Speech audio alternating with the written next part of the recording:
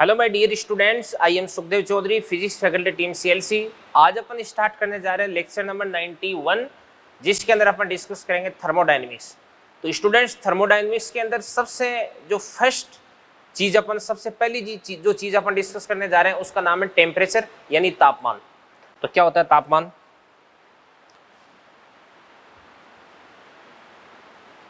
तापमान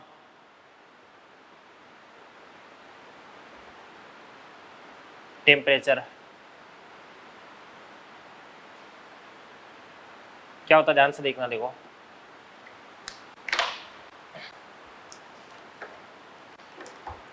बच्चों, तापमान किसी भी भौतिक राशि का वह गुणधर्म होता है जो उसके ठंडे अथवा गर्म होने का एहसास कराता है।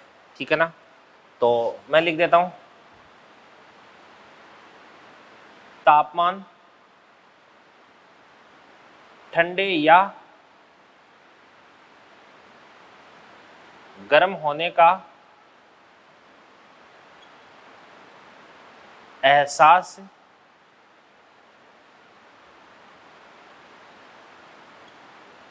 कराता है। कैसे कराता है, ध्यान से देखना। देखो, किसी भी वस्तु को अगर अपन बोलते हैं ठंडा तो इसका मतलब उसका तापमान कम है। किसी वस्तु को अगर अपन गर्म बोलते हैं तो उसका तापमान ज्यादा है। ठीक है ना? तो ठंडी वस्तु का तापमान कम होता है और गर्म वस्तु का तापमान ज्यादा होता है। ठीक है, अब मैं बोलता हूँ कि जैसे 10 डिग्री सेंटीग्रेड तापमान की जो वस्तु है वो ठंडी है कि गर्म है, तो अपन बात करेंगे किसके सापेक्ष। भाई, अगर 5 डिग्री सेंटीग्रेड की वस्तु के सापेक्ष बात करते हैं तो 10 डिग्री सेंटीग्रेड की वस्तु गर्म हो जाएगी, जबकि 20 डिग्री सेंटीग्रेड की वस्तु के सापेक्ष बात करते हैं तो 10 डिग्री सेंटीग्रेड की वस्तु क्या हो जाएगी? ठंडी हो जाएगी। ठीक है ना? तो ठंडा या गर्म ये सापेक्ष राशियां भी। ठीक है ना? मतलब किसके सापेक्ष अपन बात करें इस बात पे भी डिपेंड करता है। तो तापमान मैंने आपको बता दिया। या किसी भी वस्तु की जो उष्णता की कोटि है, डिग्री ऑफ हॉटनेस, उसी को अपन क्या बोलते हैं भाई? टेम्परेचर बोलते हैं। ओके बच्चों, अब टेम्परेचर है, इसको अपन किस में मापते हैं भाई? ऐसे पद्धति में तो केल्विन से मापते हैं। ठीक है, और डेली लाइफ में डिग्री सेंटीग्रेड से, फ़ारेनहाइट से, इनसे भी अपन मापते हैं। ठीक है भाई, जैसे अपनी बॉडी का टेम्परेचर होता है वो अपन किस में मापते हैं भाई? डिग्री सेंटीग्रेड में भी मापते हैं और फ़ारेनहाइट में भी मापते हैं। डिग्री सेंटीग्रेड में कितना होता है भाई? 37 डिग्री सेंटीग्रेड होता है, और फ़ारेनहाइट में लगभग कितना होता है? 98.6 डिग्री फ़ारेनहाइट होता है। ठीक है ना? ये चीज़ हो गई। तो तापमान इसकी जो ऐसा यूनिट है, ऐसा यूनिट तो क्या होती है? केल्विन के। और तापमान होती है, ये क्या होती है? एक मूलभूत राशि है, एक फंडामेंटल क्वांटिटी है। ठीक है ना? ये चीज हो गई भी। अब तापमान का मापन अपन किससे करते हैं भी? तापमापी से करते हैं। ठीक है ना? यानी जो टेम्परेचर स्केल है उससे अपन मापन करते हैं। तो ताप का जो मापन है वो अपन करते हैं किससे? तापमापी द्वारा। तापमापी का मतलब क्या होता है भी? थर्मोमीटर होता है। क्या होता है? थर्मोमीटर होता है। अब बात सुनना भी, कोई भी जैसे आपके पास टेम्परेचर स्केल होती है, उस टेम्परेचर स्केल के अंदर अपन दो फिक्स पॉइंट लेते हैं। ठीक है ना? एक तो होता है लोअर फिक्स पॉइंट, एक होता है अपर फिक्स पॉइंट होता है। ठीक है बच्चों? तो जो आपका लोअर फिक्स पॉइंट होता है वो क्या होता है भी? सामान्यतः जल का आइस पॉइंट होता है। ठीक है ना? ये क्या होता है भी? जल का मतलब इसको अपन बोल सकते हैं मेल्टिंग पॉइंट बोल सकते हैं अपन। ठीक है ना? आइस का मेल्टिंग पॉइंट बोल सकते हैं इसको अपन। और एक होता है भी अपर फिक्स पॉइंट। तो अपर फिक्स पॉइंट क्या होता है? ये होता है पानी का बॉइलिंग पॉइंट होता है भी। तो किसी भी तापमापी के लिए दो फिक्स पॉइंट होते हैं। एक तो होता है, मैं लिख देता हूं, दो फिक्स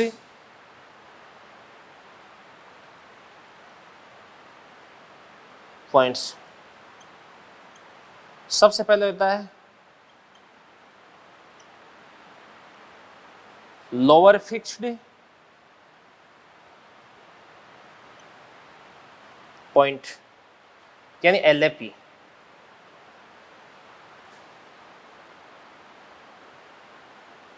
लोअर फिक्स्ड पॉइंट। तो क्या होता है अभी? लोअर फिक्स्ड पॉइंट क्या होता है अभी? यह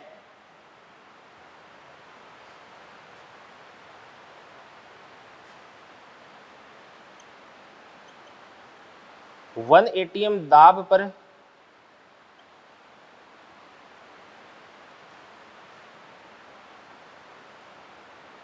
आइस का मेल्टिंग पॉइंट होता है अभी, मतलब ये वो टेम्परेचर होता है जिस पर एक एटीएम दाब पर जो आइस होती है वो मेल्ट होती है, बर्फ पिघलती है, बर्फ पिघलना स्टार्ट होती है या पानी जमना स्टार्ट होता है अभी। अब आप बोलोगे सर 0 डिग्री सेंटीग्रेड, बिल्कुल ठीक है, बट 0 डिग्री सेंटीग्रेड तो केवल डिग्री सेंटीग्रेड में बात की अपन ने, और भी कई सारे टेम्परेचर स्केल होते हैं, उनमें 0 पे आइस मेल्ट थोड़ी ना होती है, नहीं। इसके बाद में एक होता है अगला सेकंड,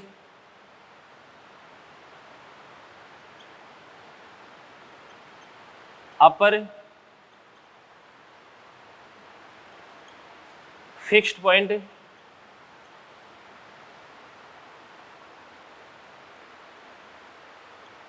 यूएपी। तो यह है 1 एटीएम दाब पर पानी का बॉइलिंग पॉइंट होता है अभी। तो ये तो लोअर फिक्स पॉइंट हो गया, ये आपके पास अपर फिक्स पॉइंट हो गया, ठीक है ना। अब लोअर फिक्स पॉइंट और अपर फिक्स पॉइंट, इन दोनों का जो डिफरेंस है वो होता है नंबर ऑफ डिविजन्स, यानी खानों की संख्या। तो अपन लिख देते हैं खानों की संख्या,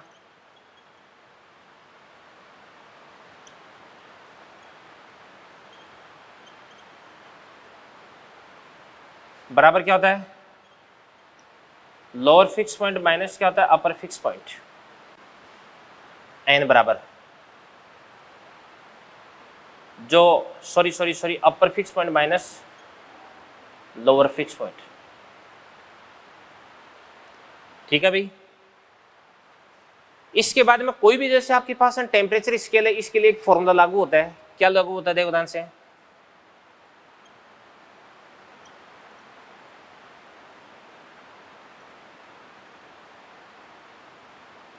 किसी भी तापीय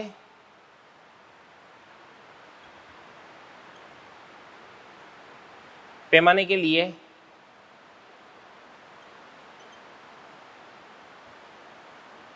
उसका पाठ्यांक minus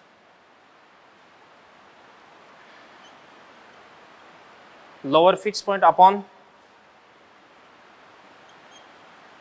upper fix point minus क्या होता है आपके पास लोअर फिक्स पॉइंट,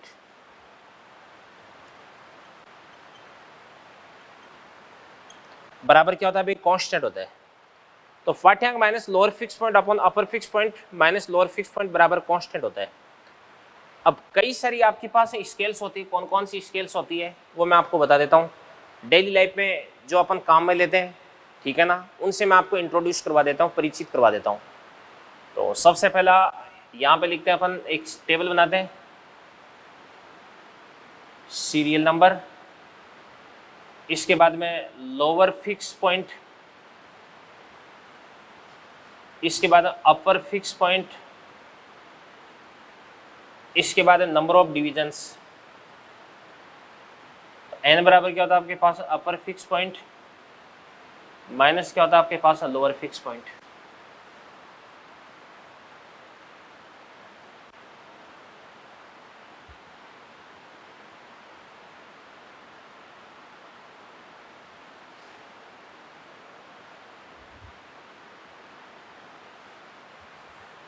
टेबल में एक चीज अपन ने छोड़ दी, तो सीरियल नंबर को अपन हटा देते हैं ना, सीरियल नंबर का क्या काम है, कोई काम नहीं इसका। यहां पर अपन लिख देते हैं स्केल, कौन सी स्केल की अपन बात कर रहे हैं अभी। तो सबसे पहले स्केल तो कौन सी हो जाएगी भी, सेल्सियस या सेंटीग्रेड स्केल, जो डेली लाइफ में अपन देखते हैं। तो सबसे पहली हो जाएगी आपके पास है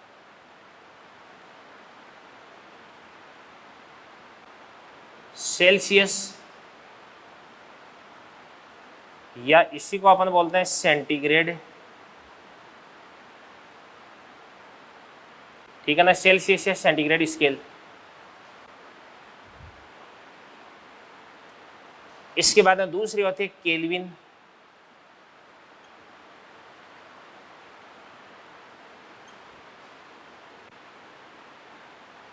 तीसरी होती है, ध्यान से देखना, देखो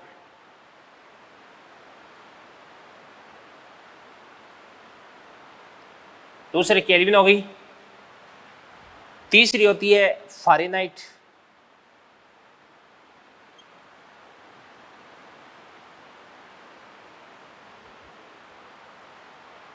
और फ़ारेनहाइट के बाद में एक होता है र्यूमर।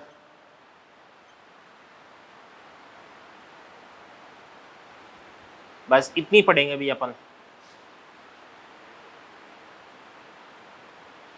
तो देखना ना सर, देखो सबसे पहले क्या भाई सेल्सियस, तो सेल्सियस का लोअर फिक्स पॉइंट कहाँ पर होता है 0 पर, केल्विन का कहाँ पर होता है 273 पर, फ़ारेनहाइट का कहाँ पर होता है बताओ 32 पर, तो र्यूमर का कहाँ पर होता है 0 पर। अपर फिक्स पॉइंट इसका कितना होता है 100 पर, इसका कहाँ पर होता है 373 पर, इसका कहाँ पर होता है 212 पर, और इसका कहाँ पर होता है ध्यान से देखना, देखो 80 पर। 0 से 100, तो नंबर ऑफ डिविजन्स कितना देगा आपके पास 100। 273 से 373 100, 32 से 212 180, और 0 से 80 80 हो गए अभी, ठीक है ना। अब देखो ध्यान से,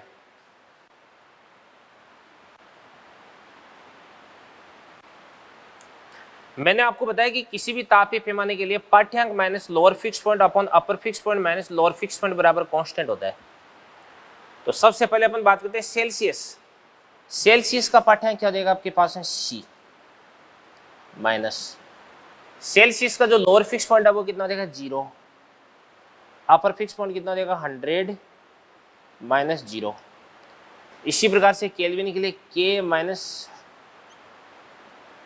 273 अपॉन 373 माइनस 273। फ़ारेनहाइट के लिए क्या था आपके पास एफ माइनस का 32 upon 212 minus 32, R minus 0 upon 80 minus 0 देगा। इसके बाद इसको थोड़ा सा अपन सिंप्लीफाई कर देते हैं, तो क्या बन जाएगा आपके पास है सी बटे 100, के माइनस 273 बटे 100, एफ माइनस 32 बटे 180, और आर बटे 80, और सबको अपन ऊपर 20 से मल्टीप्लाई कर देते हैं। तो ये तो आपके पास है क्या बन जाएगा दोनों से सी बटे 5, इसको अपन आगे लिख देंगे यहाँ पे सी बटे 5 बराबर क्या देगा आपके पास है के माइनस का 273 बटे 5 बराबर एफ माइनस 32 बटे 9 आ जाएगा बराबर आर बटे 4 आ जाएगा। तो एक तो आपके पास है ये बहुत ही शानदार फॉर्मूला है,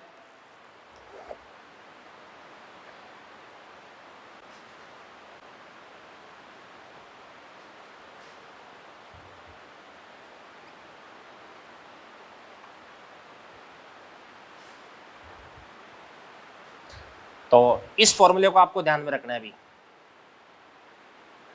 देखो बच्चों, कई बार ऐसे क्वेश्चन आते हैं ना कि 40 डिग्री सेंटीग्रेड को फ़ारेनहाइट में कन्वर्ट करो, या 100 डिग्री फ़ारेनहाइट को डिग्री सेंटीग्रेड में कन्वर्ट करो। यानी किसी भी टेम्परेचर को एक स्केल से दूसरे स्केल में अगर आपको कन्वर्ट करना, रूपांतरित करना है, तो आपको ये वाला फॉर्मूला काम में लेना पड़ेगा अभी, ठीक है ना। इस फॉर्मूले की हेल्प से अपन एक स्केल से दूसरे स्केल में टेम्परेचर को कन्वर्ट करते हैं। ओके, इसके बाद में एक मैं आपको और बता देता हूँ। देखो C माइनस 0 ये डेल्टा C हो गया, ये डेल्टा K हो गया, ये डेल्टा F हो गया, डेल्टा R हो गया। 100 100 180 80 ऊपर 20 से मल्टीप्लाई कर दो, तो ये आपके पास आ जाएगा डेल्टा C बटे 5 बराबर क्या होता है आपके पास है डेल्टा K बटे 5 बराबर डेल्टा F बटे 9 बराबर डेल्टा आर बटे 4।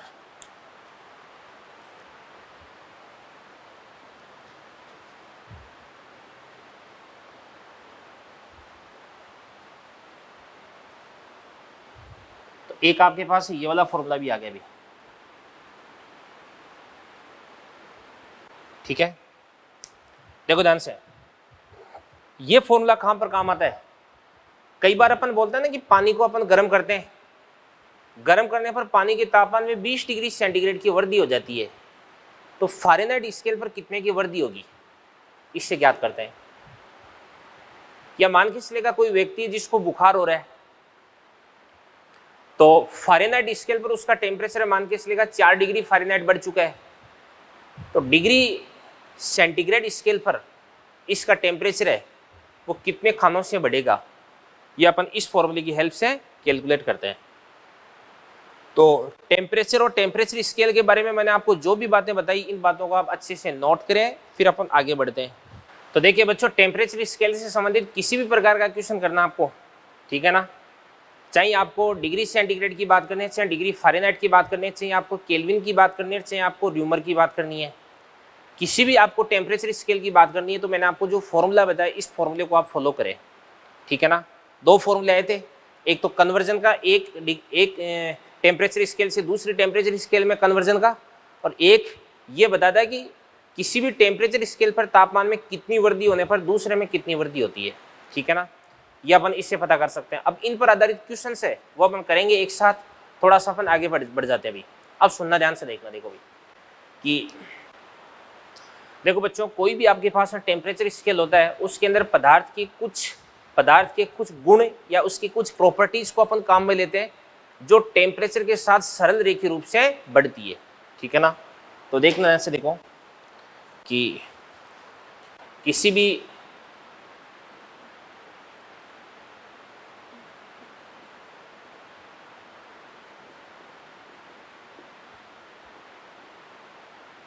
तापीय पैमाने में,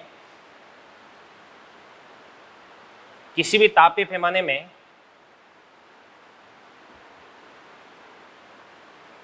पदार्थ के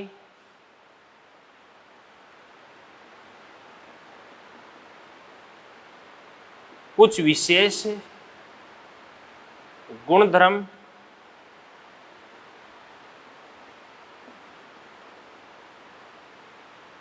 प्रयुक्त किए जाते हैं,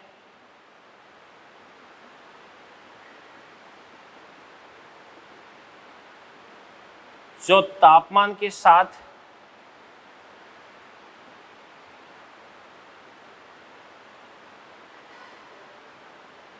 सरल रेखीय रूप से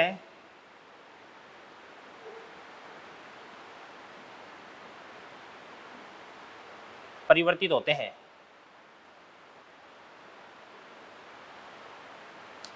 जो तापमान के सापेक्ष सरल रेखीय रूप से परिवर्तित होते हैं, ठीक है ना। अब बात सुनना भाई, कौन कौन से मतलब गुण हैं जो कि तापमान के सापेक्ष सरल रेखीय रूप से परिवर्तित होते हैं। जैसे कोई भी केस नली, इस केस नली के अंदर आपने कोई भी लिक्विड भर दिया, ठीक है ना, और फिर उसके बाद जैसे जैसे आप इस केस नली को गर्म करोगे, तो वैसे वैसे इसके अंदर भरा हुआ जो लिक्विड है वो प्रसारित होता है उसमें प्रसार के कारण, और प्रसारित होगा तो इसके अंदर जो लिक्विड कॉलम है, जो द्रव स्तंभ है, इसकी लंबाई में परिवर्तन होता है। और ऐसा देखा जाता है कि द्रव स्तंभ की लंबाई में ये जो परिवर्तन है, ये तापमान के साथ में, तापमान में परिवर्तन के सरल रेखीय रूप से परिवर्तित होता है भी, यानी टेम्परेचर के साथ सरल रेखीय रूप से परिवर्तित होता है, ठीक है ना। तो ये द्रव स्तंभ की लंबाई हो सकती है। इसी प्रकार से अपन करंट इलेक्ट्रिसिटी के अंदर अपन डिस्कस करेंगे, या 12th क्लास में आपने धारा विद्युतिकी वाले चैप्टर में पढ़ा होगा कि किसी भी चालक का जो प्रतिरोध है वो भी तापमान के सापेक्ष सरल रेखीय रूप से परिवर्तित होता है, ठीक है ना। और फिर उसके बाद में और अपन जानते ही हैं कि PV बराबर म्यू आर टी, P अगर कांस्टेंट है तो वॉल्यूम है वो टेम्परेचर के समानुपाती होता है, और वॉल्यूम अगर कांस्टेंट है तो प्रेशर होता है वो टेम्परेचर के सरल रेखीय, टेम्परेचर के समानुपाती होता है, यानी टेम्परेचर के सापेक्ष सरल रेखीय रूप से परिवर्तित होता है भी, ठीक है ना। तो कोई सा भी गुणधर्म अपन ले सकते हैं। तो देखना ऐसे, देखो जैसे अपन बात करते हैं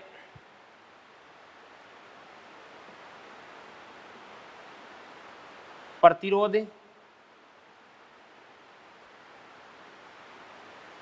तापमापी, इसके अंदर जो प्रतिरोध होता है आर टी बराबर R naught into 1 plus alpha into T, इस प्रकार से परिवर्तित होता है। यानी टेम्परेचर को अगर आप बढ़ाओगे ना तो रेजिस्टेंस है वो भी बढ़ता है। और इसके बाद में द्रव्य तापमापी लिक्विड थर्मोमीटर, तो लिक्विड कॉलम की जो लंबाई है एल, ये भी एल नॉट इंटू 1 प्लस क्या होता है आपके पास एल्फा इंटू टी। तो द्रव्य स्तंभ की लंबाई है वो भी तापमान के सापेक्ष सरलरेखीय रूप से परिवर्तित होती है भी। और इसके बाद में एक होता है गैस तापमापी यानी गैस थर्मोमीटर, इसके अंदर ए, एक तो होता है नियत दाब तापमापी। प्रेशर को अगर आपने कांस्टेंट कर दिया तो इस स्थिति में वॉल्यूम होता है ना वो टेम्परेचर के सापेक्ष V बराबर V naught into 1 plus alpha into क्या देगा आपके पास टी। टेम्परेचर के सापेक्ष सरलरेखीय रूप से परिवर्तित हो रहा है वॉल्यूम। एक होता है नियत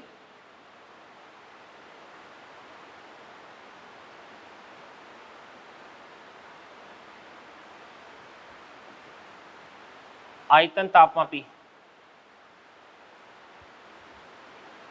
तो ध्यान से देखना, देखो वॉल्यूम को अगर आप कांस्टेंट कर दोगे तो प्रेशर है वो टेम्परेचर के सापेक्ष बढ़ने लग जाएगा। तो अपन जानते हैं कि P बराबर क्या होता है P not into 1 plus beta into क्या होता है आपके पास टी होता है। अब सुनना ध्यान से देखना, देखो यहाँ पर जो एल्फा होता है इसको अपन बोलते हैं प्रतिरोध ताप गुणांक, जानते होंगे आप। यहाँ पर आपके पास जो एल्फा होता है उसको अपन बोलते हैं रेखीय प्रसार गुणांक। यहाँ पर जो एल्फा है इसको अपन क्या बोलते हैं आयतन प्रसार गुणांक, ठीक है ना। और यहाँ पर जो बीटा, इस बीटा को अपन क्या बोलते हैं अभी दाब प्रसार गुणांक बोलते हैं। क्या बोलते हैं? दाब प्रसार गुणांक। ये एल्फा और बीटा इन दोनों की वैल्यू होती है 1/273 डिग्री सेंटीग्रेड इनवर्स, जो कि मैंने आपको काइनेटिक थ्योरी ऑफ गैसेज वाले चैप्टर के अंदर पढ़ाया था। ठीक है बच्चों, ये चीज, ये एल्फा है, ये अपन पढ़ेंगे इसी माइनर के अंदर जब अपन उसमें प्रसार यानी थर्मल एक्सपेंशन पढ़ेंगे उसमें, और ये वाला अपन करंट इलेक्ट्रिसिटी वाले चैप्टर के अंदर डिस्कस करेंगे भी। ठीक है, ये बातें होगी। अब सुनना ध्यान से देखना, देखो देखो बच्चों, थर्मोमीट्री होती है, जो तापमिति होती है, तापमिति व्हाट इज थर्मोमीट्री। तापमिति वो ब्रांच होती है जिसके अंदर टेम्परेचर के मापन से संबंधित स्टडी की जाती है। ताप का मापन किस प्रकार से करते हैं यही तो अपन अभी पढ़ रहे हैं। तो अपन क्या पढ़ रहे हैं? अपन पढ़ रहे हैं तापमिति यानी थर्मोमीट्री। तो बच्चों थर्मोमीट्री दो प्रकार की होती है, एक तो होती है ओल्ड थर्मोमीट्री और एक होती है मॉडर्न थर्मोमीट्री। ठीक है ना। तो ओल्ड थर्मोमीट्री है, इसके अंदर 0 डिग्री सेंटीग्रेड और 100 डिग्री सेंटीग्रेड ये दो रेफरेंस पॉइंट लिए जाते हैं। और जो मॉडर्न थर्मोमीट्री है इसके अंदर पानी का जो ट्रिपल पॉइंट है, जो त्रिक बिंदु है, वो त्रिक बिंदु क्या होता है वो भी आपको बाद में बताएंगे जब कैलोरीमीट्री पढ़ाऊंगा मैं आपको। तो पानी का जो ट्रिपल पॉइंट होता है उस ट्रिपल पॉइंट को बच्चों उसको रेफरेंस पॉइंट लिया जाता है। जो बातें मैं आपको बता रहा हूँ ये बातें आपको ध्यान रखनी है भाई। ठीक है, तो यहाँ पे मैं आपको बता देता हूँ तरह से कि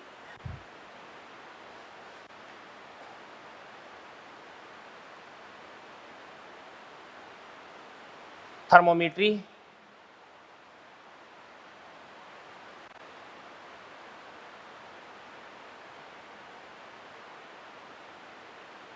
दो प्रकार की होती है।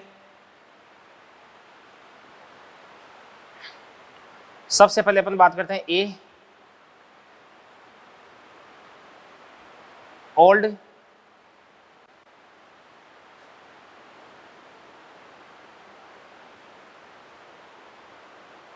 ओल्ड थर्मोमीट्री,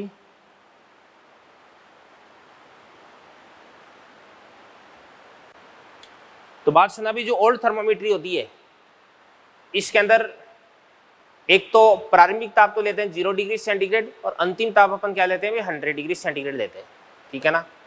तो इसके अंदर ध्यान से माना कोई भी भौतिक राशि x है जो कि टेम्परेचर के सापेक्ष परिवर्तित हो रही भी, तो मैं लिख देता हूं माना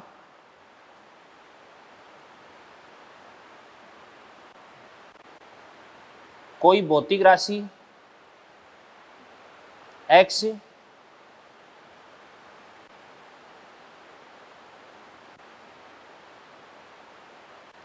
तापमान के सापेक्ष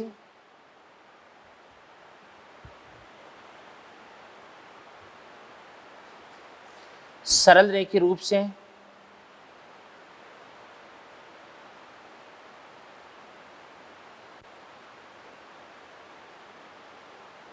परिवर्तित होती है। अब 0 डिग्री सेंटीग्रेड पर x का मान कितना हो जाएगा x not, t degree centigrade पर x का मान हो जाएगा x t, 100 डिग्री सेंटीग्रेड पर x का मान हो जाएगा आपके पास x 100, ठीक है ना। तो ध्यान से देखना, देखो ये माइनस ये बटा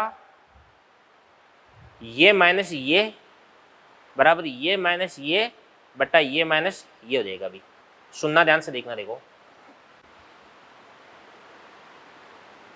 इसको अपन क्या लिख सकते हैं, देखना ध्यान से देखो, इसको अपन ऐसे लिख सकते हैं ये माइनस ये, तो t माइनस क्या देगा आपके पास है 0 बटा ये माइनस ये 100 माइनस 0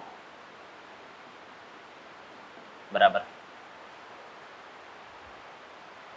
ये माइनस ये किया ना, तो ये माइनस ये कर दो x T minus x not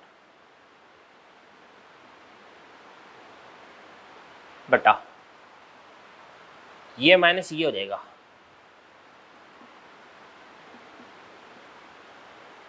T minus 0 T 100 minus 0 कितना हो जाएगा 100 हो जाएगा।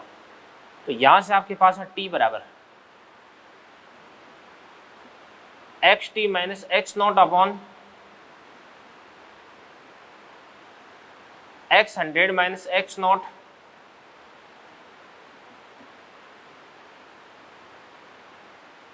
इंटू क्या हो जाएगा आपके पास 100 हो जाएगा। अभी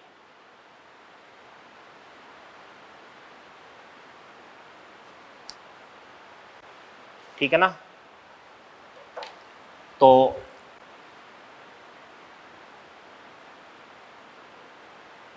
ये फॉर्मूला हो गया। अभी अब देखने ध्यान से देखो, अगर प्रतिरोध तापमापी की बात कर रहे हैं तो T बराबर क्या हो जाएगा R T minus R naught upon R 100 minus R naught into 100 हो जाएगा। और टेम्परेचर किस में आ जाएगा आपके पास डिग्री सेंटीग्रेड में। ये डिग्री सेंटीग्रेड में टेम्परेचर आपने माप लिया। अभी अब सुनना, ध्यान से देखना, देखो अगर द्रव्य तापमापी की बात कर रहे हैं तो T बराबर क्या हो जाएगा L T minus L naught upon L 100 minus L naught into 100। अगर इसकी अपन बात करें तो V T minus V naught upon V 100 minus V naught, और इसकी बात करें तो P T minus P naught upon P 100 minus P naught हो जाएगा। ठीक है ना। तो बात सुनना भी, अगर आपको बोल दिया जाए कि 0 डिग्री सेंटीग्रेड पर प्रतिरोध इतना है आर नोट हो गया ये, ठीक है ना, और 100 डिग्री सेंटीग्रेड पर प्रतिरोध इतना है वो आर 100 हो गया। तो अगर प्रतिरोध इतना है तो तापमान क्या होगा, तो ये प्रतिरोध आपको दे रखा है, यानी आर टी आपको दे रखा है, टी आपको पूछा जा रहा है। तो फॉर्मूले में प्रॉपर वैल्यू पुट करके आपको क्या करना है, अभी आंसर निकालना है। ठीक है बच्चों, चलो आगे बढ़ते हैं अपन। देखो ये तो ओल्ड थर्मोमीटरी होगी, बी की अपन बात करते हैं मॉडर्न थर्मोमीटरी।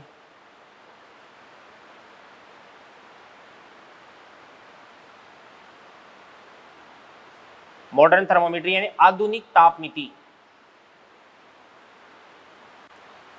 तो मॉडर्न टाइम में पानी का जो ट्रिपल पॉइंट होता है, जो त्रिक बिंदु होता है, उसको अपन रेफरेंस पॉइंट लेते हैं भी। तो पानी का जो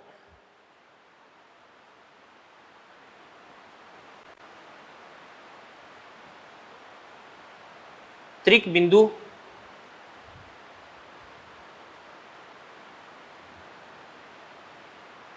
reference point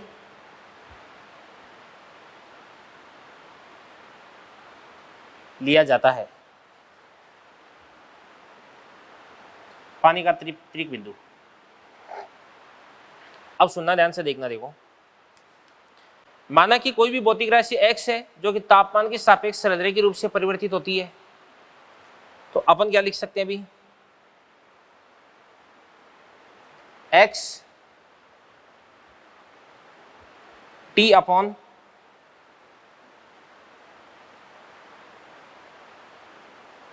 x t r बराबर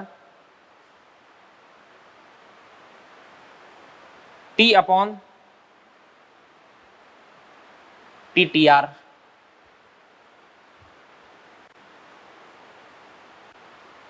तो एक्स टी ये देख क्या देगा अभी, ये देगा टी टेम्परेचर पर उस भौतिक राशि एक्स का मान, और एक्स टी आर ये क्या हो जाएगा अभी, ट्रिपल पॉइंट यानी त्रिक बिंदु पर भौतिक राशि x का मान। T क्या हो जाएगा, वो तापमान T जो आपको याद करना है, और TTR क्या हो जाएगा, ट्रिपल पॉइंट का टेम्परेचर हो जाएगा। ट्रिपल पॉइंट का टेम्परेचर होता है 273.16, कितना होता है 273.16 केल्विन होता है। तो यहाँ पे अपन लिख देते हैं ध्यान से, एक्स टी अपॉन कितना हो जाएगा आपके पास, एक्स टी आर बराबर टी अपॉन टी आर कितना देगा आपके पास, 273 पॉइंट क्या देगा आपके पास, 16 हो जाएगा। तो यहां से आपके पास है टी बराबर कितना देगा, 273.16 इंटू क्या देगा आपके पास, एक्स टी अपॉन क्या देगा आपके पास, एक्स टी आर हो जाएगा। ठीक है ना। अगर प्रतिरोध तापमापी की बात करें तो अपन लिख सकते हैं टी बराबर, ये टेम्परेचर किसमें अभी, केल्विन में।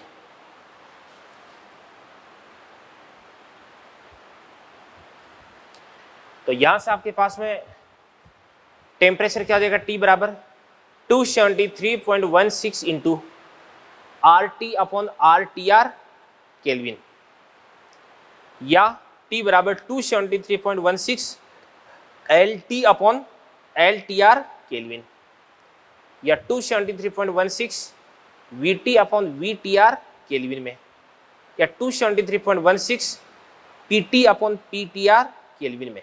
ठीक है ना। तो कोई भी भौतिक राशि है, इसका मान आपको बोल दिया कि मान के चलेगा, मैंने बोल दिया कि किसी भी तार का प्रतिरोध पानी के ट्रिपल पॉइंट पर 2 ओम है। ठीक है ना, 2 ओम है।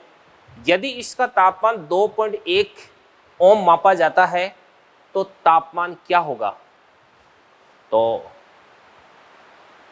ट्रिपल पॉइंट पर कितना देगा 2, और ये कितना देगा 2.1, सोल्व कर देना, आंसर आ जाएगा यहाँ से।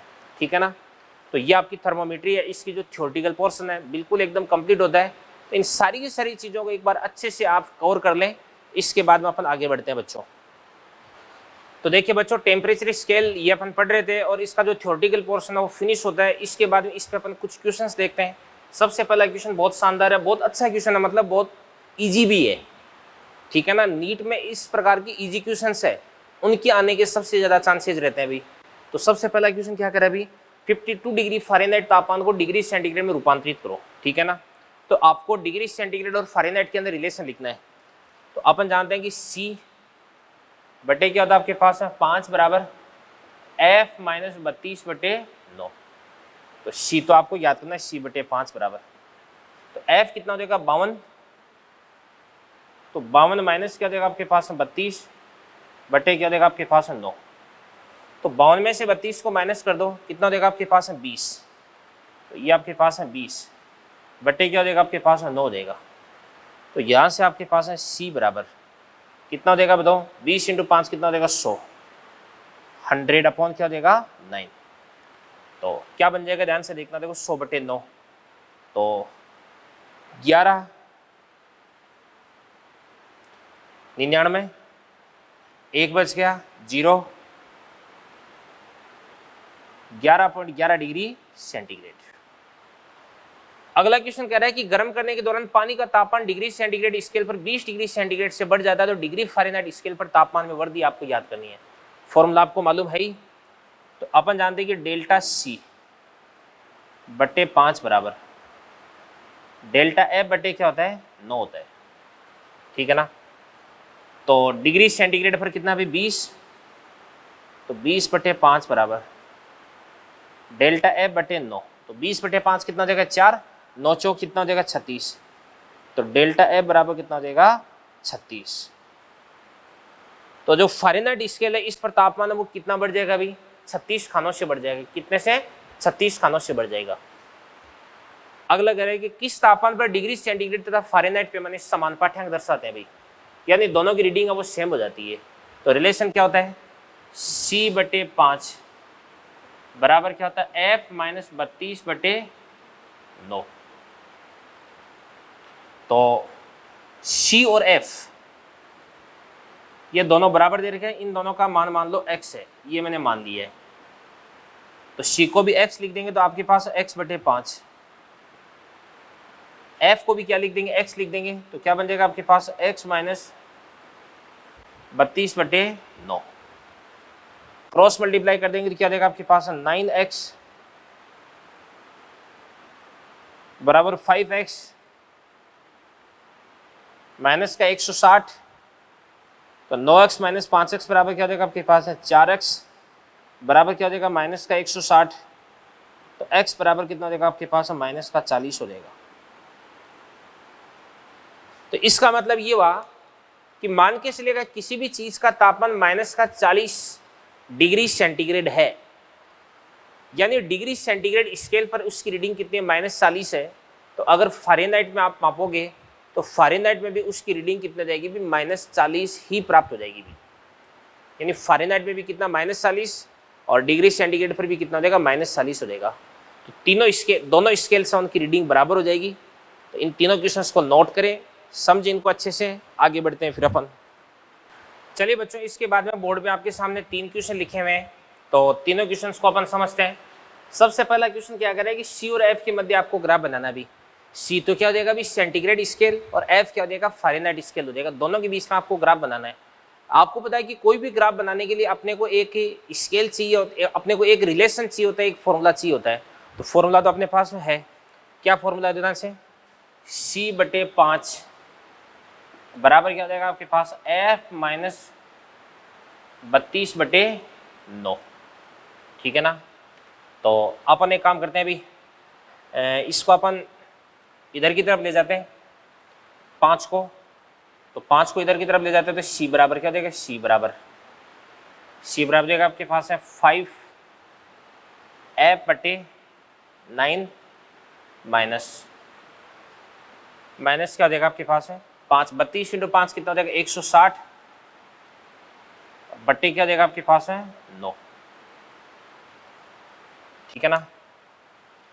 तो फिर उसके बाद में वाई एक्स पर तो C को ले लो,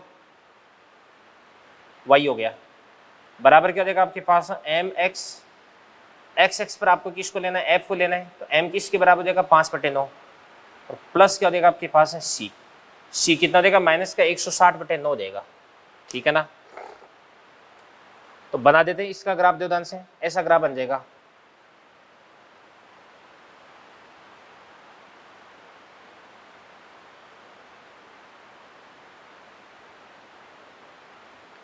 देखना ध्यान से देखो, यहां पे वाई एक्स पर किसको लेते हैं अपन C को, एक्स पर अपन किसको लेते हैं भी F को।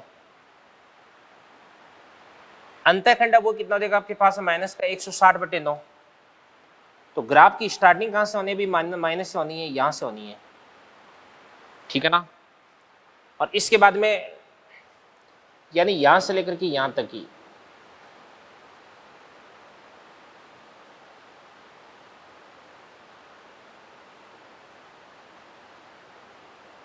160/9 हो गया। इसके बाद इस ग्राफ की जो ढाल है वो क्या देगा आपके पास, एम बराबर टेन थीटा बराबर कितना देगा आपके पास है 5/9। 5/9 वो 1 से छोटा है तो थीटा वो 45 से कम हो जाएगा। तो आपको थीटा क्या करना है अभी, 45 से कम लेना है अभी। तो ग्राफ कैसा बन जाएगा देवदान से, ऐसा ग्राफ बन जाएगा, इस प्रकार का ग्राफ बन जाएगा। ये वाला जो एंगल है ये आपके पास है कितना देगा अभी, थीटा। तो टेन थीटा वो कितना देगा 5/9, तो थीटा बराबर कितना देगा, टेन इनवर्स 5/9 देगा। अब अपन बात करते हैं, यहाँ की बात करते हैं। तो ये वाली डिस्टेंस अपने को निकालनी है अभी, ये वाली डिस्टेंस, तो ये वाली डिस्टेंस अपन निकालते हैं। कैसे निकालते हैं ध्यान से देखना, देखो भाई इस पॉइंट पर अगर अपन देखते हैं तो सी को 0 कर दो, तो ये अपन सी को 0 कर देते हैं, ये 0 कर दिया। तो जैसे अपन सी को 0 करेंगे तो माइनस वाला इधर आकर के प्लस का देगा। तो अपन क्या करते हैं अभी, 9 से अपन 9 को काट देते हैं, एफ बराबर कितना देगा 160/5 बराबर 32 हो देगा। तो ये कितना देगा आपके पास, 32 हो देगा अभी। तो ध्यान से देखना, देखो सुनो भी, आपको क्वेश्चन पूछा जा सकता है कि यदि सी और एफ के बीच में ग्राफ बनाया जाता है, एफ को आपने एक्स एक्स पर, सी को आपने वाई एक्स पर ले लिया, क्षैतिज के साथ में ग्राफ का जो कोण है वो थीटा है, तो थीटा कितना हो जाएगा, टेन इनवर्स 5/9 हो जाएगा। आपको ऐसे बोला जा सकता है कि एफ एक्स है, एफ एक्सिस, उस पर कितना अंतःखंड आपको प्राप्त होता है, तो अपन बोलेंगे 32। आपको बोला जा सकता है सी एक्सिस यानी सी एक्स पर कितना अंतःखंड आपको प्राप्त होता है, माइनस का 160/9 हो जाएगा भाई, ठीक है ना, ये बात होगी। तो ग्राफ वगैरह बनाना मैंने आपको सिखा दिया इसके अंदर। अगले दोनों क्वेश्चन आप ध्यान से देखना, देखो दोनों क्वेश्चन पढ़ने में आपको एक जैसे लगेंगे बट इनमें है बहुत डिफरेंस, ठीक है ना, समझेंगे अपन आराम से। देखो पहला क्या करें, किसी वस्तु का तापमान 1 डिग्री सेंटीग्रेड बढ़ाने के लिए दी गई ऊष्मा Q है, ठीक है ना, मतलब कोई भी वस्तु, इसका कोई तापमान है डिग्री सेंटीग्रेड में, मान के इसलिए 20 डिग्री सेंटीग्रेड है। अब मैं क्या कर रहा हूँ, इसको हीट दे रहा हूँ और हीट देकर के मेरे को इसका टेम्परेचर 21 डिग्री सेंटीग्रेड करना है। तो मैंने इतनी हीट दी है ताकि इसका टेम्परेचर 1 डिग्री सेंटीग्रेड से बढ़ जाए। तो वो हीट कितनी आपके पास है, Q है। तो 1 डिग्री फ़ारेनहाइट बढ़ाने के लिए आपको आवश्यक ऊष्मा की मात्रा ज्ञात करनी है भी, ठीक है ना। तो कैसे करते हैं ध्यान से देखना, देखो ऐसा है कि यहां पर अपन बात करते हैं, ये लो और ये लो, तो यहां पे ध्यान से देखना, देखो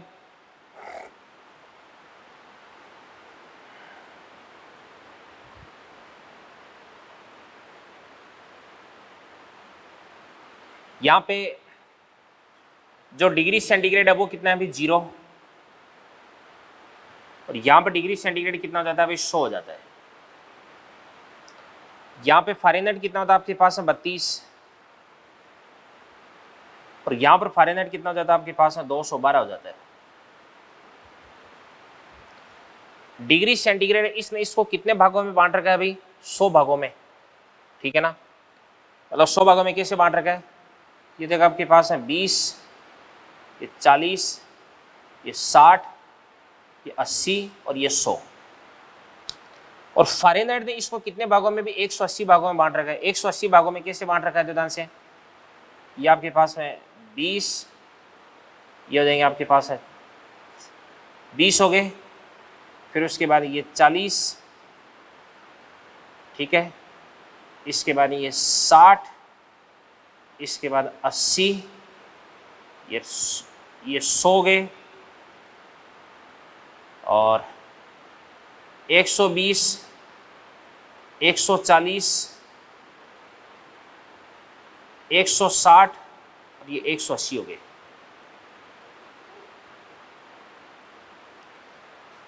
तो ध्यान से देखना, देखो यहां से लेकर के यहां तक डिग्री सेंटीग्रेड पर कितने खाने हैं भाई, 100 खाने, और यहां से यहां तक डिग्री फ़ारेनहाइट पर कितने खाने, 180 खाने। अब अपन ऐसे बोल सकते हैं कि डिग्री सेंटीग्रेड के 100 खाने बराबर है डिग्री फ़ारेनहाइट के 180 खानों के बराबर, ठीक है ना। तो अपन बात करते हैं कि 100 डिग्री सेंटीग्रेड का एक खाना मान के चलेगा कितना सी है, बराबर 180 डिग्री फ़ारेनहाइट का एक खाना मान के चलेगा एफ है। तो इनके बीच में रिलेशन आ जाएगा 5C बराबर कितना देगा आपके पास है 9F। अपन जानते हैं कि डेल्टा क्यू बराबर कितना होता है आपके पास M C delta T.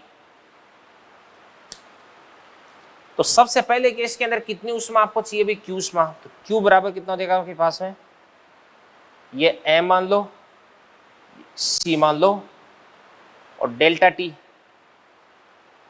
Delta T कितना देगा, डेल्टा टी वस्तु का तापमान 1 डिग्री सेंटीग्रेड से बढ़ा दिया है, तो ये आपके पास हो जाएगा 1 डिग्री सेंटीग्रेड, 1 डिग्री सेंटीग्रेड हो गया अभी। दूसरे केस में अपन लिख देंगे क्यू डेस बराबर एम सी और डिग्री फ़ारेनहाइट। तो ध्यान से देखना, देखो डिग्री फ़ारेनहाइट की अगर अपन बात करें तो अपन लिख देंगे 1 डिग्री फ़ारेनहाइट, और एक एफ है वो कितना देगा आपके पास 5C/9 हो जाएगा। तो ये आपके पास हो जाएगा एम सी, ये आपके पास हो जाएगा 5/9 इंटू डिग्री सेंटीग्रेड हो गया अभी। फिर इसको और इसको अपन डिवाइड कर देंगे, तो आपके पास हो जाएगा क्यू डेस बटे क्यू बराबर M C degree centigrade, M C degree centigrade काट दो, तो आपके पास में कितना हो जाएगा 5/9, ठीक है ना।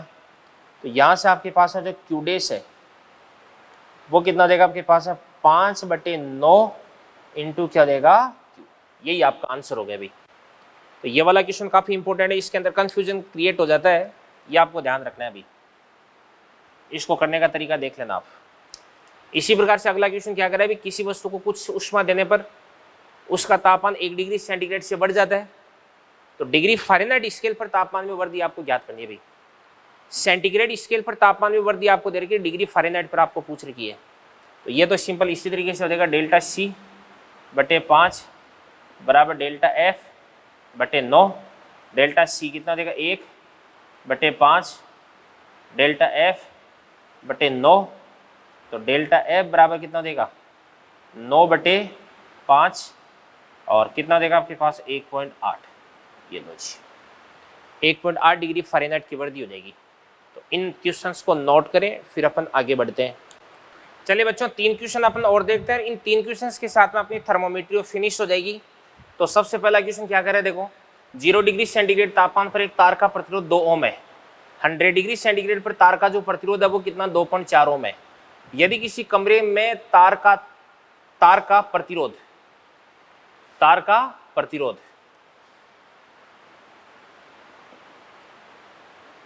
है वो कितना भी 2.15 ओम मापा जाता है, तो कमरे का तापमान कितना हो जाएगा।